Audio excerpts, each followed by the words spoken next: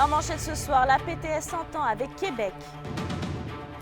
Des renforts pour l'équipe volante en santé arrivent cet automne dans la région. Réouverture de la maison du Bouleau Blanc à Amos. Et des cyclistes à Val-d'Or veulent une voie d'accotement sur la route 111 entre Val-d'Or et Vassan.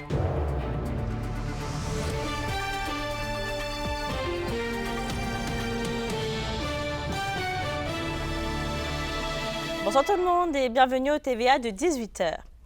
La PTS a conclu hier après-midi une entente avec le gouvernement Legault et ça va permettre à des techniciens et professionnels d'intégrer l'équipe volante publique à partir de cet automne. Alexandre Cabana a les détails.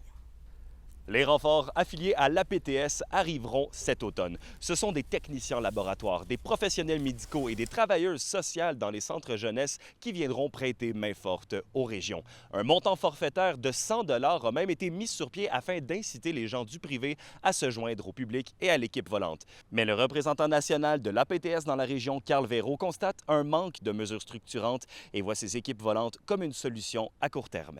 On croit que ce qui a été négocié dans cette entente-là devra être éventuellement bonifié. Le pouls au niveau de la pénurie de main-d'œuvre, c'était de mettre des moyens attractifs pour que les gens viennent s'installer en Abitibi-Témiscamingue, ce qui n'est pas le cas avec une équipe volante comme celle-ci. Dans le fond, les gens vont venir, vont donner une prestation de service, vont recevoir un salaire, ils vont quitter la région, ils vont aller dépenser leur argent ailleurs.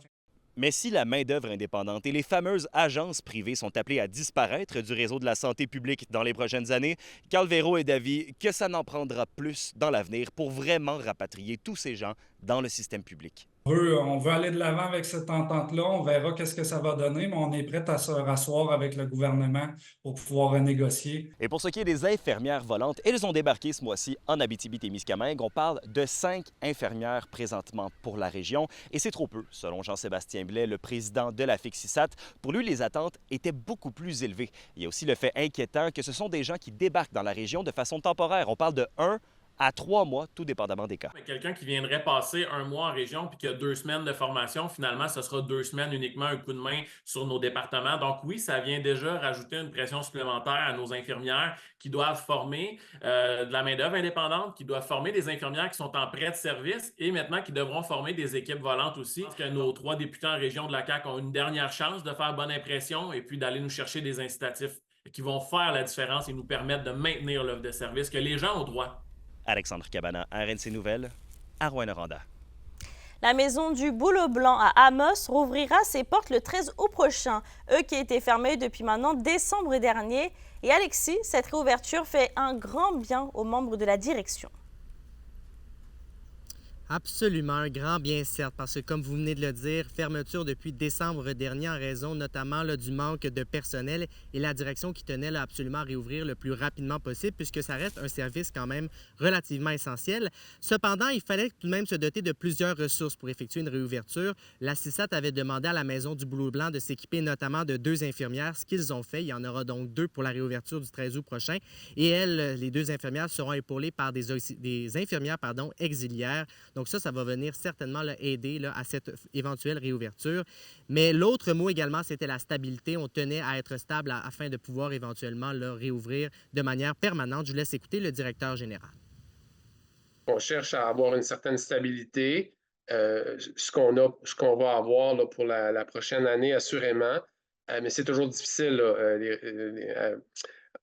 Il y a beaucoup d'offres d'emploi pour les infirmières présentement. Tout ce qui tourne alentour des soins, les soins infirmiers, on manque de personnel à tous les domaines. Malgré l'arrivée de plusieurs ressources d'autres pays, là, on est encore en manque de personnel partout au Québec. Donc, comme M. Sills vient de le mentionner, Mélissa, la situation reste tout de même difficile, mais réouverture le 13 août. Donc ça, c'est la bonne nouvelle. Et je terminerai en mentionnant également que la Maison du Bouleau Blanc va organiser un cyclodon le 18 août prochain afin de pouvoir ramasser des fonds. Merci Alexis. Bon week-end. Un groupe de citoyens dans la vallée de l'Or réclame une voie d'accotement sur la route 111 entre Val-d'Or et Vassan. Ils veulent pouvoir y rouler en bicyclette en toute sécurité et ils déplorent le fait que la région ne soit pas dotée d'infrastructures plus importantes pour pratiquer le cyclotourisme. Félix Blaquer. C'est près de 12 km qui n'a pas de voie d'accotement sur la route 111 entre le secteur Sullivan et celui de Vassan à Val-d'Or. Yvon Hiergaud n'y comprend rien. À sa connaissance, c'est la seule route de la région ainsi. Bien, j'ai fait la route Val-d'Or, Rouen du Parquet La Sarre Amos et retour à Val-d'Or. Puis le seul petit bout que les accotements ne sont pas faits, c'est de Vassan à Sullivan, à peu près 10-12 km. Mais l'enjeu dépasse les 12 km en question. Pour des citoyens, il est grand temps que la région aille un circuit de route destiné au cyclotourisme. Qu'est-ce qui fait que nous, on n'a pas ça encore, toujours bien un accotement? Mais encore plus que ça, moi, je pense que ça prendrait une piste cyclable intéressante et qui pourrait relier différentes villes comme ça pour attirer du tourisme. Il y en a dans le coin du Témiscamingue, il y en a à Rouyn-Noranda. Le député d'Abitibi-Est mentionne que le MTQ ne pouvait pas ajouter la voie d'accotement dans les récents travaux de resurfaçage et il insiste que c'est d'abord aux citoyens de porter les projets qui leur tiennent à cœur. Ça prend un porteur de dossier, comité citoyen, qui naturellement, après ça prend aussi les acteurs de tous les milieux. Ça veut dire le MRC, Loisirs et Sports Abitibi-Témiscamingue, Tourisme Abitibi-Témiscamingue, les municipalités, nous-mêmes. Et chacun, après ça, peut avoir des rôles pour essayer d'arriver à un projet concret. L'idée du cyclotourisme dans la région enchante Tourisme Abitibi-Témiscamingue et pour l'organisme, cela rime avec des voies d'accotement sur toutes les routes. Donc, on a un grand terrain de jeu et on veut le mettre en valeur. Puis une façon de le mettre en valeur, bien, le cyclotourisme, c'est un élément important. Mais pour ça, bien, ça prend des espaces sur le côté des grandes routes pour permettre aux cyclistes là, de faire de grandes tournées. D'ici 2 ans, le MTQ doit mettre en branle des travaux qui sécuriseraient la circulation des cyclistes entre le secteur Sullivan et le secteur Vassan. D'ici là, les sportifs devront prendre leur mal en patience. Félix Blaquière, RNC Nouvelles, Val-d'Or. Vos réponses à la question du jour TVA. Une présentation de la Clinique infirmière Nord-Ouest partout dans la région. Nous vous offrons des consultations rapides avec des infirmières et infirmières praticiennes spécialisées et un nouveau service de téléconsultation. Contactez-nous pour plus d'informations ou visitez notre site Web. Et à la question du jour, on vous demandait est-ce qu'il y a assez de pistes cyclables dans la région? Vous avez répondu oui à 66 %.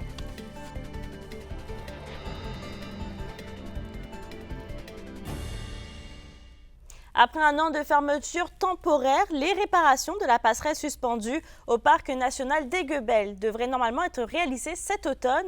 Mais en attendant, la saison touristique ne semble pas être affectée par la perte de cette attraction. Un reportage de Sophie Mediavilla-Rivard.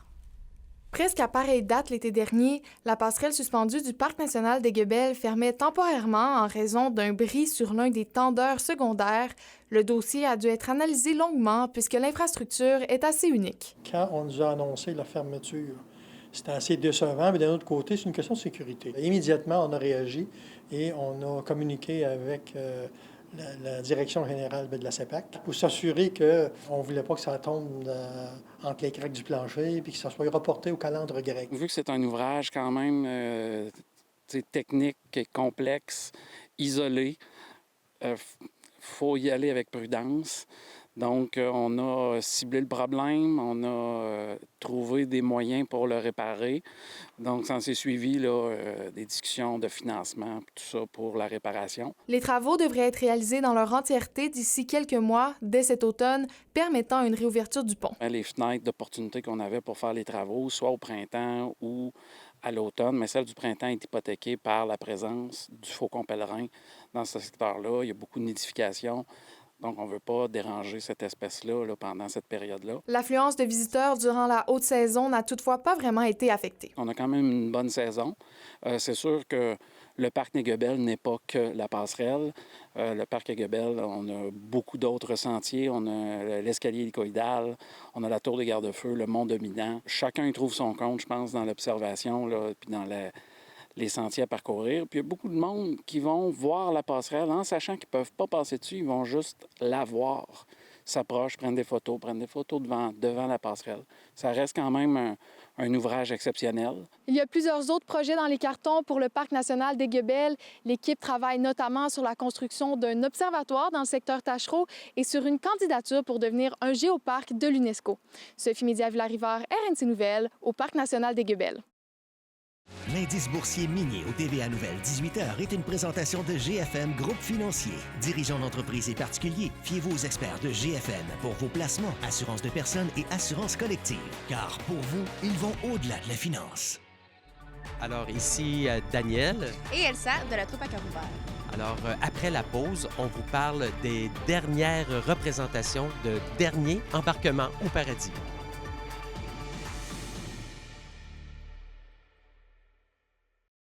Les SADC de l'Abitibi-Témiscamingue et du nord du Québec vous présentent la bonne nouvelle économique TVA. Cet été, visitez les marchés de la région grâce à un partenariat avec Meubles Marchands et les marchés publics de l'Abitibi-Témiscamingue. Nous invitons la population à rencontrer producteurs, transformateurs et artisans. Les retombées économiques pour nos marchands en 2023 se chiffrent à 555 000 $. Venez découvrir, savourer notre région.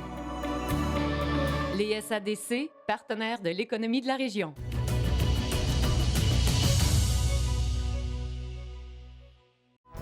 La chronique culturelle vous est offerte par la troupe à cœur ouvert qui vous présente cet été Dernier embarquement au paradis. Et justement, Justine, la troupe à cœur ouvert termine ce samedi sa production estivale Dernier embarquement au paradis. Après 12 représentations et plus de 3000 billets vendus, demain, la troupe à cœur ouvert va dire au revoir au Paradis du Nord dans leur hommage, Dernier embarquement au paradis. Il reste des billets pour les représentations de ce soir à 19h30 et demain à 16h à la salle des Jardins de la Sarre. C'est votre dernière chance de voir cet hommage au Paradis du Nord, un des plus grands projets culturels de la troupe. Et pour Daniel Morin, le directeur général et metteur en scène de la troupe à cœur ouvert, ces 2 dernières représentations vont être très émotives. C'est sûr que je vais vivre des grosses émotions. Écoute, d'avoir fait partie de ces créateurs, hein, d'avoir fait partie des créateurs de la première cuvée, mais aussi d'avoir aussi travaillé ce spectacle-là pour qu'on puisse, bien sûr, se remémorer des bons souvenirs. Des souvenirs aussi, comme je pourrais dire, d'avoir fait modifier des autocars qui venaient en région puis qui venaient expressément venir à la Sarre dans le temps.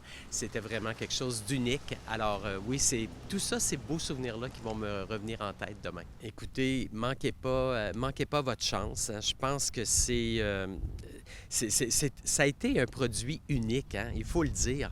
Alors, si vous voulez vous rappeler des bons souvenirs, écoutez une dernière fois les chansons de Jacques Marchand et de Daniel Trottier. Je pense que c'est le temps, c'est le dernier moment, donc ce soir et demain. Dernier embarquement au paradis, c'est 23 comédiens complètement passionnés qui ont le spectacle à cœur. Elsa Aubin, une comédienne depuis plusieurs années dans la troupe, trouve que c'est vraiment un hommage de faire partie de cette production cet été. De pouvoir faire un peu partie de cette histoire-là, je suis tellement contente. C'est tellement un beau spectacle. Puis je suis contente d'avoir un petit personnage dedans, puis de profiter un peu de cet esprit du Paradis du Nord. Je pense que c'est surtout qu'on a une connexion un peu plus forte avec le public parce qu'ils ont déjà vécu le Paradis du Nord. Puis quand les gens connaissent un peu l'histoire puis qu'ils sont contents de revoir quelque chose qu'ils ont aimé, bien, c'est tellement touchant de les voir aimer le spectacle puis des fois même chanter avec nous autres. Fait que je pense que c'est ça la différence.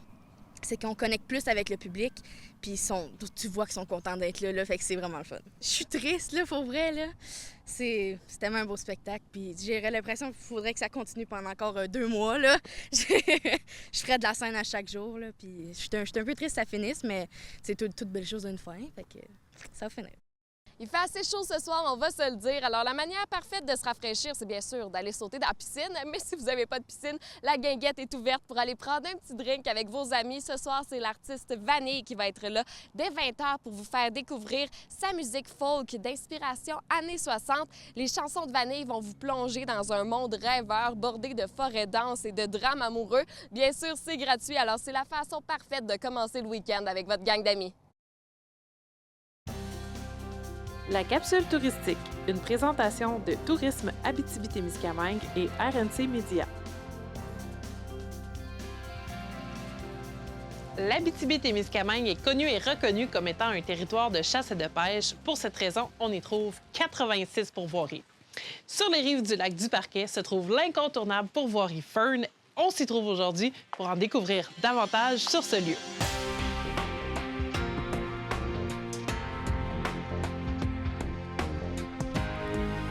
Chantal et Régent, merci de nous recevoir ici à la pourvoirie Fern. D'abord, Fern, il n'y a pas de Chantal puis il n'y a pas de Régent là-dedans. C'est d'où ça vient, ce nom-là? Ça vient de Fern-Ampera. Oui, Fern, c'était la personne qu'on a achetée en 2001. Fern, il a fondé les premiers chalets en 1954. Puis tant qu'on a acheté en 2001, bien, on a calculé par respect de garder le même nom. Par respect du monsieur qui avait mis bien de l'effort dans sa pourvoirie. Vous êtes levé un matin, vous êtes dit « devenons pourvoyeurs ».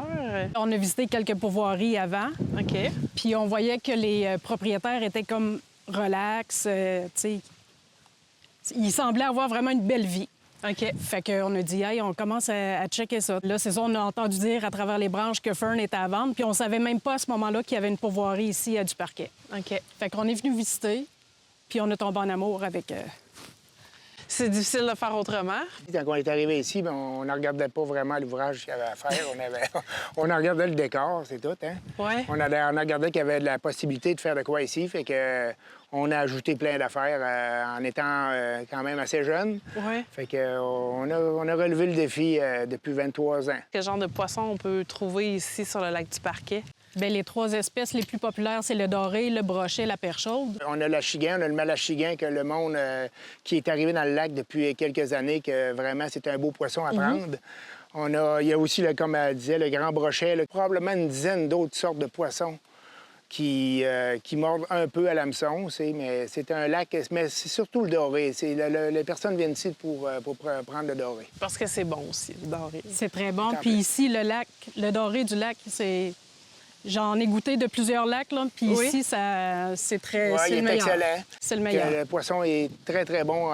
Puis ça s'aille en mai ou en août ou en septembre, le poisson est toujours bon. L'autre chose aussi, c'est que vous offrez l'expérience de chasse à l'ours. Oui, on fait de la chasse à l'ours au printemps. Le printemps, c'est la chasse à l'ours, c'est entre le 15 mai et le 32 juin. Tant qu'on accueille une vingtaine de clients de chasse à l'ours avec l'appontage puis le service d'aller chercher l'ours en forêt et le guidage. Mais c'est quand même une belle chasse d'initiation pour soit un adolescent ou une personne qui ne chasse, qui n'a jamais tiré un gros gibier, parce que c'est quand même un animal qui est appâté, c'est quand même possible. La réussite est quand même bonne pour voir un ours. Pour l'abattre, c'est une autre histoire, mais pour voir l'ours, c'est quand même la réussite est quand même bonne. Vous êtes à Duparquet, il y a la Sarre pas loin, il y a Rouyn-Noranda pas loin, donc quand on vient séjourner ici, bien, c'est possible de sortir. Oui, évidemment, parce que c'est facile d'accès, on n'est pas dans le milieu de la forêt, là. Vous êtes un beau duo. Qu'est-ce qu'on vous souhaite pour l'été, le reste de l'été, ou pour... Il nous manquerait un petit peu de chaleur pour finir notre été, puis d'avoir un petit boost pour arriver à l'automne. On vous souhaite un merveilleux restant d'été, Chantal, Régent, puis beaucoup de clients, beaucoup de poissons. Merci de nous avoir accueillis ici. Merci d'être passé. Merci. La pourvoirie Fern offre une expérience enrichissante et authentique. Venez créer des souvenirs inoubliables sur les rives du lac du Parquet.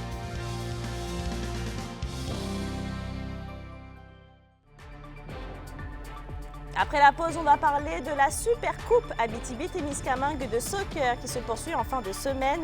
4 équipes de Rouyn-Noranda, Amos et Val-d'Or y participent.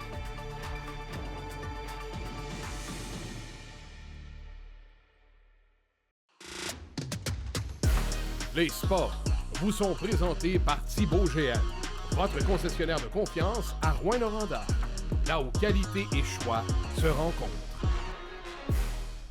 La Super Coupe Abitibi-Témiscamingue se poursuit en fin de semaine.